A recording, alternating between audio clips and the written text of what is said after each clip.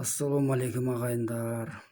Мына қазір бүкіл әлем бойынша Шыңғыс хан туралы көптеген мәселелер көтеріліп жатыр ғой.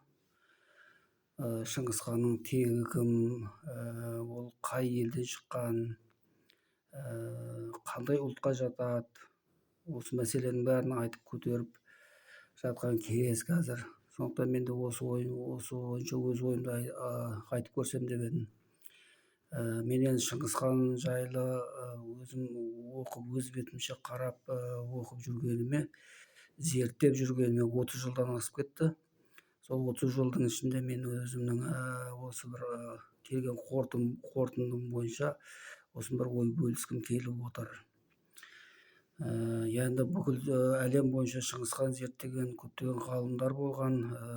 Оның ішінде Жапон ғалымдары, Қытай ғалымдары, орыс ғалымдары, француздар, ағылшындар, американдықтар барлығы да Шыңғыс ханды зерттеп көрген. Бірақ та Шыңғыс хан туралы шындықты еш уақытта ол Оксфорд университеті болсын, Сорбонна болсын, Гарвард болсын, Токио университеті болсын, не болмаса Бейжің университеттері болсын, оның ешқайсысы да оның түпнұсқада Шыңғыс ханның шыққан тегі туралы шындықты олар еш уақытта айта алмайды. Шыңғыс ханның шыққан тегін айту үшін бірінші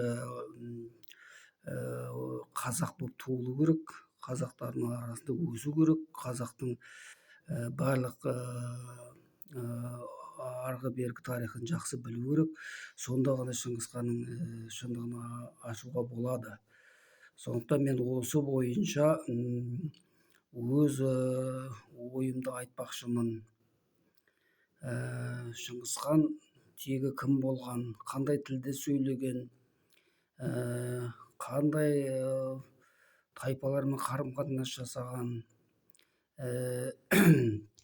бұның жалпы өз өмір бойында атқарған ісі, мақсаты, не үшін соғыстар жүргізді, осының бәрін қарап шығып, осы видеода мен